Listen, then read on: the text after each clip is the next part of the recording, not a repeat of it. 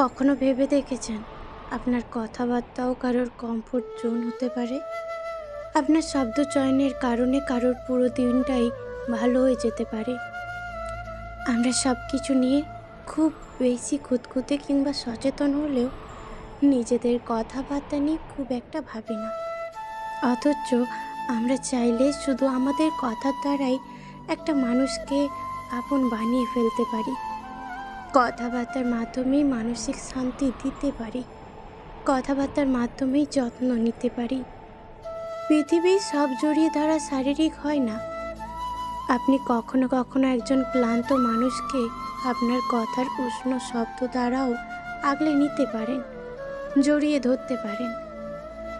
যেখানে 5 মিনিট উষ্ণ শব্দে জড়িয়ে ধরে একটা মানুষের মুখে হাসি ফোটাতে পারি, সেখানে আমরা ভাবতে থাকি অন্য উপায়ে কিভাবে যত্ন নিয়ে কাউকে খুশি করা যায়।